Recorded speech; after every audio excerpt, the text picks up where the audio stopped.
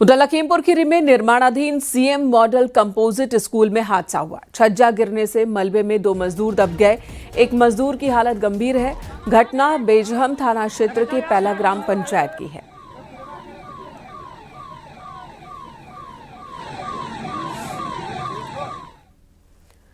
उधर हरदोई में तेज रफ्तार ट्रक हाईवे किनारे पेड़ से टकराकर खाई में जा गिरा। हादसा पिहानी कोतवाली क्षेत्र में डेल पंडरवा के पास हुआ है। पुलिस ने मौके पर पहुंचकर गांव वालों की मदद से गंभीर रूप से घायल ड्राइवर को केबिन से बाहर निकाला।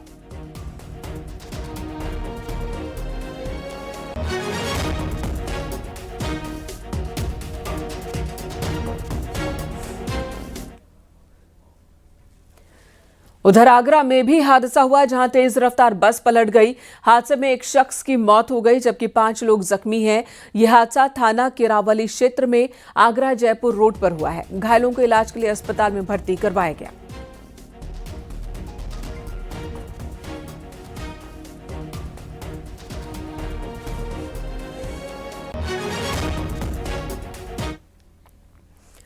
एटा में एक लड़के के साथ कुछ लोगों ने बुरे तरह से मारपीट की है, जिसका वीडियो सामने आया। सोशल मीडिया पर यह वीडियो वायरल हो रहा है, जिसमें 10-12 लोग एक लड़के को ईंट और लात घूंसों से मारपीट करते नजर आ रहे हैं। इस घटना को अंजाम देकर आरोपी मौके से भाग गए। स्थानीय लोगों ने एक आरोपी को पकड़कर पुलिस के हवाले किया। घटना थाना कोतवाली नगर क्षेत्र के एटा मेडिकल कॉलेज के इमरजेंसी गेट के पास की है। पुलिस फिलहाल मामले की जांच कर रही है।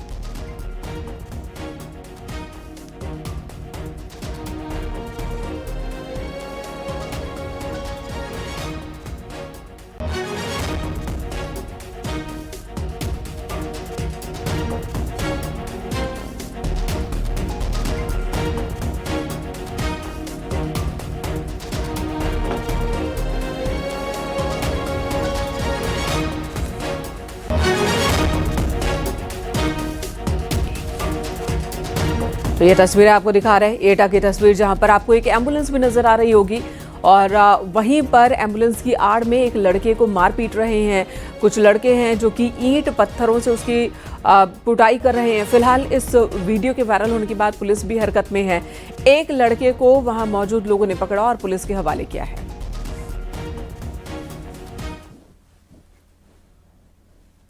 इधर नॉर्थ गोवा के नाइट क्लब हादसे पर पीएम ने गोवा के सीएम से फोन पर बात की। पीएम मोदी ने सीएम प्रमोद सावंत से हालात की जानकारी ली है। नाइट क्लब हादसे पर पीएम मोदी ने दुख जताया। सोशल मीडिया पर लिखा, मृतक के परिजनों के साथ मेरी संवेदनाएं। गोवा नाइट क्लब हादसे में 25 लोगों की मौत हुई।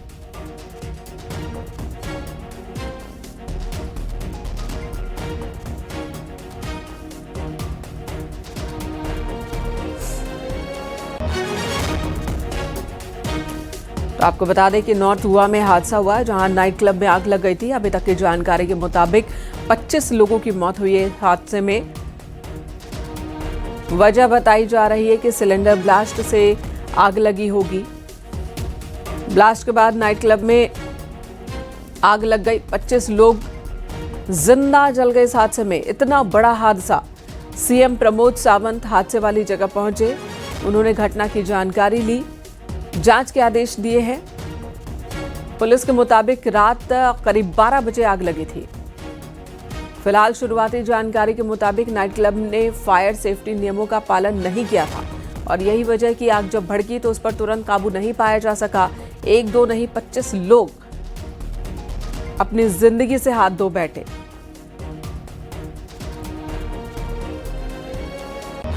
और इस हादसे पर प्रधानमंत्री नरेंद्र मोदी ने दुख जताया है। उन्होंने गोवा के मुख्यमंत्री से फोन पर बात की है। पीएम ने सीएम से बात की, प्रमोद सावंत से बात की, हालात का उन्होंने अपडेट लिया। नाइट क्लब हादसे पर प्रधानमंत्री ने सोशल मीडिया साइट पर भी दुख जताया है। देखिए, अनफॉर्चुनेट इंसिडेंट हुआ है। यहाँ पे अल्पोरा के अंदर में एक रेस्टोरेंट कम क्लब है। वहाँ पे 12:04 पे पुलिस कंट्रोल रूम में इंफॉर्मेशन आई कि वहाँ कोई फायर इंसिडेंट हुआ है और वहाँ इमीडिएटली पुलिस और फायर ब्रिगेड और एम्बुलेंस वगैरह सब ने रश किया उधर।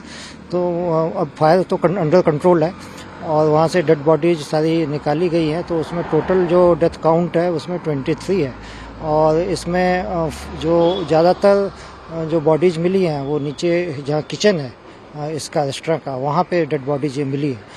और अभी इस घटना के कारणों की जांच पुलिस करेगी और उसमें जो भी उसके कंक्लूजन निकल के आते हैं जांच के, उसके हिसाब से हम लोग इसमें एक्शन लेंगे।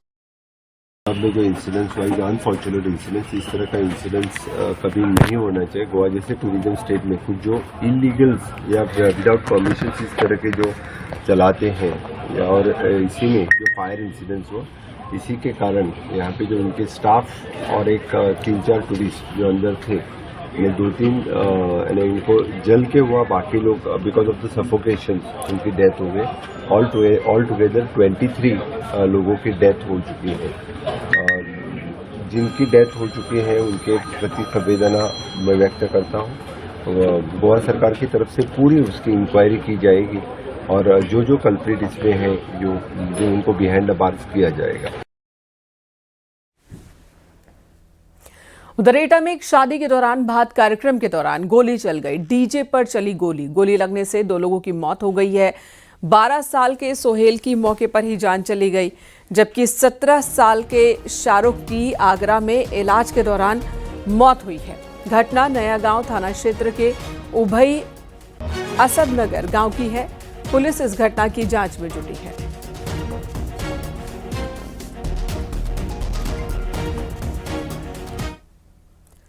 मऊ के सूरजपुर गांव में एक शादी समारोह के दौरान रोटी बनाते हुए एक व्यक्ति का संदिग्ध वीडियो सामने आया। इस वीडियो में व्यक्ति रोटी पर थूकता नजर आ रहा है। यही आरोप लगाए गए हैं। गांव के लोगों ने इस मामले में थाने में शिकायत दर्ज कराई है। आरोपी की गिरफ्तारी की मांग की है। आरोपी व्यक्ति का नाम उस्ताद अहमद बताया जा रहा है। फिलहाल पुलिस मामले की जांच कर रही है।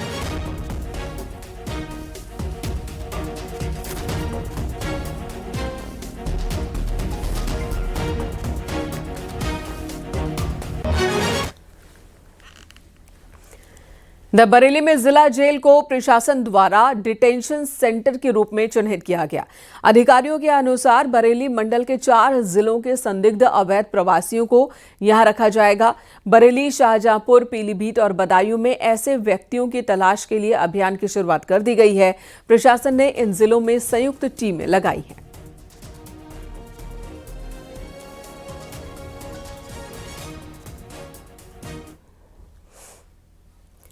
चित्रकूट के मानिकपुर क्षेत्र में 2 सगे भाइयों को नकली सोने की बिस्किट देकर तकरीबन 2,55,000 रुपए की ठगी की गई।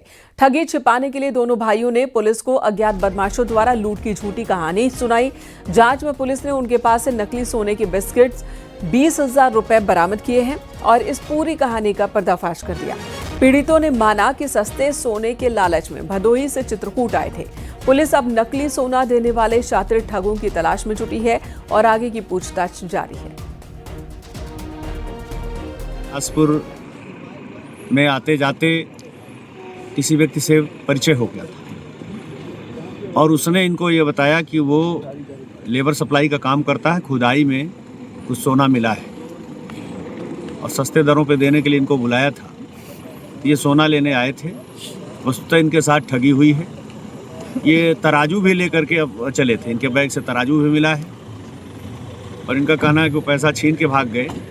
इनके पास सोने के छोटे छोटे बिस्किट्स भी तलाशी में मिल गए।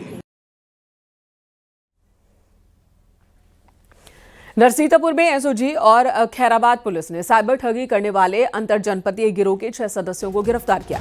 गिरोह का संचालन मोहम्मद अरमान और साबेज करते थे, जो ठगी की रकम विदेशों में फंडिंग करते थे। आरोपी MULE अकाउंट के जरिए अवैध क्रिप्टो कारोबार और ऑनलाइन ट्रांजैक्शन कर कमीशन कमाते थे। जांच में लगभग 11,95,40,000 रुपए के लेन देन का खुलासा हुआ है। देखिए, म्यूल अकाउंट्स आप सभी जानते हैं। जिनको नहीं जानते उनको मैं बता देता हूँ। म्यूल अकाउंट्स होते हैं जो किसी व्यक्ति के नाम से आप KYC अकाउंट खोलते हैं, उसमें प्राइवेट लिमिटेड फर्म भी कई बार खोल लेते हैं, उससे करंट अकाउंट भी खोल लेते हैं और उस अकाउंट को आगे किसी गलत पर्पज़ के लिए आप दे देते हैं, जैसे साइबर क्राइम के लिए। उसमें मात्र जो अकाउंट होल्डर होता है उसको 1 से 2% का कमीशन मिलता है और उसमें करोड़ों रुपए की ठगी, उस का पैसा उन अकाउंटों में मंगाया जाता है, पैसे को रोटेट किया जाता है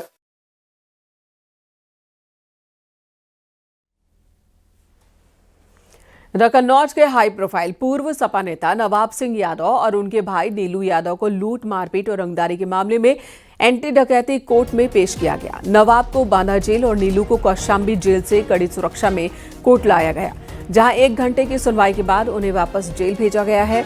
दोनों भाई नाबालिग से रेप और सबूतों से छेड़छाड़ के मामले में आरोपी हैं। 1 साल से अधिक समय से जेल में हैं, जिन पर बाद में गैंगस्टर एक्ट भी लगाया गया। हाल ही में भट्टा संचालकों ने 2 साल पुराने विवाद में दोनों भाइयों पर घुसकर मारपीट, लूट और रंगदारी मांगने के आरोप लगाए। पुलिस ने कोर्ट से 14 दिन की रिमांड मांगी, जिसकी मंजूरी मिल गई।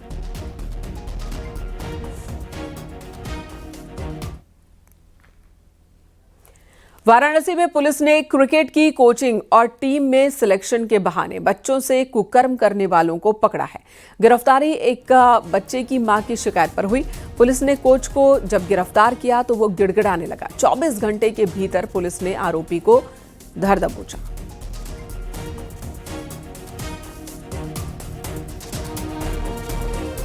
उस केस के अंतर्गत और दोबारा ये घटना करने की सूचना प्राप्त हुई कि 2 बच्चों ने ये बताया कि ये कोचिंग देने के बहाने, फ्री में कोचिंग देने का उन्हें लालच दिया। पहले सिलेक्शन कराने के नाम पे कि हम तुम्हारा सिलेक्शन करा देंगे, ये झांसा देके फिर उनका शोषण किया। और जब ये सूचना घर वालों को पता चली, बच्चों ने शहर की बातें, तो इस पर पुलिस को शिकायत मिली और तत्काल अभियोग पंजीकृत कर कार्रवाई की जा रही है।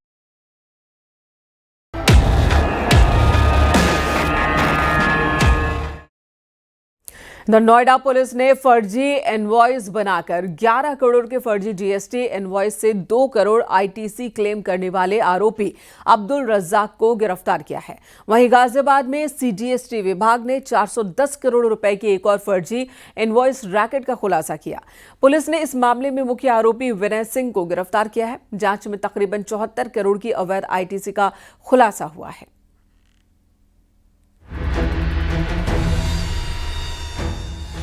नोएडा थाना साइबर क्राइम पुलिस द्वारा 11 करोड़ रुपए के फर्जी इनवॉइस तैयार और करीब 2 करोड़ रुपए का जीएसटी क्लेम कर धोखाधड़ी करने वाले मोस्ट वांटेड को गिरफ्तार किया गया है। आरोपी के कब्जे से एक मोबाइल फोन और जीएसटी बिल मिले हैं।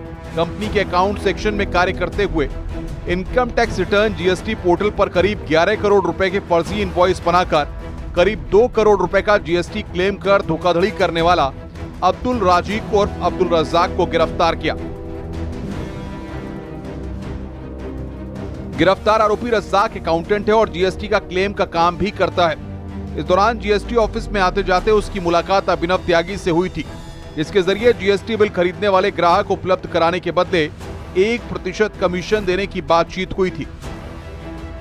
थाना साइबर क्राइम गौतम बुद्ध नगर पुलिस द्वारा एक वांछित अभियुक्त को गिरफ्तार किया गया है, जिसने जिस कंपनी में वो काम करता था वहां के 11 करोड़ के फर्जी इनवॉइस रेज किए थे, ताकि वो एक अभियुक्त को वो इनवॉइस प्रोवाइड कर पाए और वो अभियुक्त फर्जी जीएसटी क्लेम का मुनाफा उठा पाए। इस प्रकरण में पूर्व में जिस अभियुक्त ने जीएसटी क्लेम का फायदा उठाया था, उसको गिरफ्तार कर माननीय न्यायालय के समक्ष पेश किया जा चुका है। अन्य विधिक कार्यवाही प्रचलित है। सीजीएसटी गाजियाबाद कमिश्नरेट की एंटी इक्वेजन टीम ने 410 करोड़ के एक ऑर्गेनाइज्ड नकली इनवॉइस रैकेट का पर्दाफाश किया है। मामले के मुख्य आरोपी वकील विनय सिंह को गिरफ्तार कर लिया गया है। उसने 40 से ज्यादा नकली फर्मों के नेटवर्क के जरिए 73 करोड़ 70 लाख का गैर कानूनी आईटीसी हासिल किया। सीजीएसटी अधिकारियों के मुताबिक ये रैकेट एक सुनियोजित ऑपरेशन था, जिसमें सिर्फ नकली जीएसटी इनवॉइस जारी करके आईटीसी इकट्ठा किया गया था। गाजियाबाद के सेंट्रल जीएसटी ऑफिस ने बड़ी कार्रवाई करते हुए ऐसी 40 बोगस कंपनियों का खुलासा किया है, जिनमें की तकरीबन 410 करोड़ रुपए के फर्जी इनवॉइस बनाए गए थे। तस्वीरें मैं आपको दिखाना चाहूंगा। गाजियाबाद के इसी सेंट्रल जीएसटी ऑफिस के द्वारा ये कार्रवाई की गई, जिसमें कि 40 बोगस कंपनियों को पकड़ा गया है, जिनमें तकरीबन 410 करोड़ रुपए के फर्जी इनवॉइस का रैकेट का भंडाफोड़ किया गया है। इसका मुख्य आरोपी विनय सिंह है, उसको भी पुलिस ने गिरफ्तार कर लिया है। वहीं बताया जा रहा है कि विनय सिंह बड़े ही कूट रचित तरीके से फर्जी बिल यहाँ बनाया करता था, इनवॉइस यहाँ बनाया करता था, और इसके अलावा भी उससे तकरीबन 73.5 करोड़ रुपए के अवैध इनपुट टैक्स क्रेडिट यानी कि आईटीसी भी लिया गया है। जांच में पता चला है कि आरोपी ने कई लोगों से धोखाधड़ी से केवाईसी डॉक्यूमेंट हासिल किए और उनका गलत इस्तेमाल करके नकली फर्मों को जीएसटी के तहत रजिस्टर किया। फिर उसने इन कंपनियों के ऑथराइज्ड रिप्रेजेंटेटिव बनकर GST portal e-way bill portal, TDS portal और ईमेल अकाउंट पर पूरा कंट्रोल बनाए रखा। तकरीबन 40 अलग अलग बोगस फर्में बनाई और उनमें 410 करोड़ रुपए की फर्जी इनवॉइस भी की और टैक्स चोरी की पूरी वारदात को अंजाम दिया गया। हालांकि सेंट्रल जीएसटी गाजियाबाद द्वारा आरोपी विनय को गिरफ्तार कर लिया गया है। कैमरा पर्सन सतीश के साथ अमित राणा, न्यूज़ 18 उत्तर प्रदेश। देश भर में हवाई संकट के लिए जिम्मेदार इंडिगो एयरलाइंस पर डीजीसीए ने कड़ा रुख अपनाया है। डीजीसीए ने इंडिगो के सीईओ को नोटिस जारी कर बिगड़े हुए हालात के लिए 24 घंटे के अंदर जवाब देने को कहा। डीजीसीए ने इंडिगो संकट के लिए सीईओ को जिम्मेदार बताया, साथ ही इंडिगो के ऑपरेशन और मैनेजमेंट में गंभीर चूक बताई। डीजीसीए ने शो कॉज नोटिस जारी किया है। इंडिगो के यात्रियों को उड़ानों के बारे में सही जानकारी, सुविधाएं नहीं मिली। वहीं डीजीसीए ने अपनी नोटिस में कहा कि एयरलाइन संचालन की पूरी जिम्मेदारी सीईओ की है।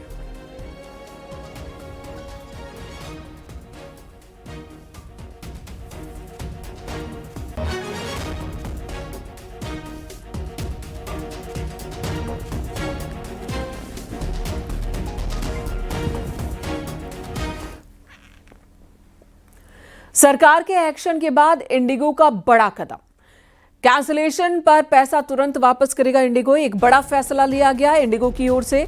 इंडिगो कैंसिलेशन और रीशेड्यूल पर सवाल नहीं पूछेंगे। कैंसिलेशन पर पूरा रिफंड दिया जाएगा। आज रात 8 बजे तक पूरा रिफंड करने के आदेश दिए गए हैं। तो जब सरकार ने सख्ती दिखाई, डीजीसीए ने सख्ती दिखाई, उसके बाद इंडिगो की ओर से यह फैसला लिया गया है। इंडिगो ने थोड़ी राहत दी है यात्रियों को, जो सरकार के सख्त रुख से पहले हेकड़ी दिखा रहा था। इंडिगो ने कैंसिलेशन पर पैसा तुरंत वापस करने और रीशेड्यूल पर सवाल नहीं पूछने की बात कही है। आज रात 8 बजे तक जो भी अपने टिकट्स को कैंसिल कराते हैं उन्हें पूरा रिफंड मिलेगा।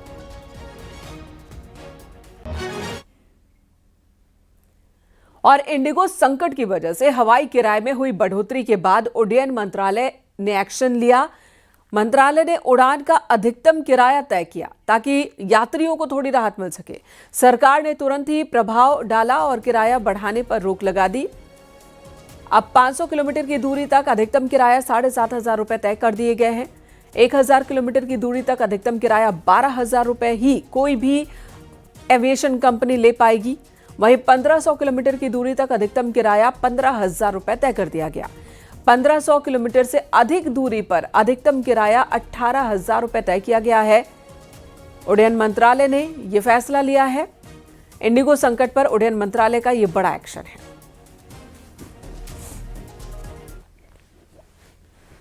और अगली खबर उत्तराखंड के रामनगर से, जहां पूछड़ी इलाके में अतिक्रमण पर एक्शन जारी है। प्रशासन अवैध 51 घरों को तोड़ने की कार्रवाई कर रहा है और इस दौरान पूरे इलाके में बड़ी संख्या में पुलिस फोर्स तैनात की गई है और मीडिया को भी मौके पर जाने से रोका गया है।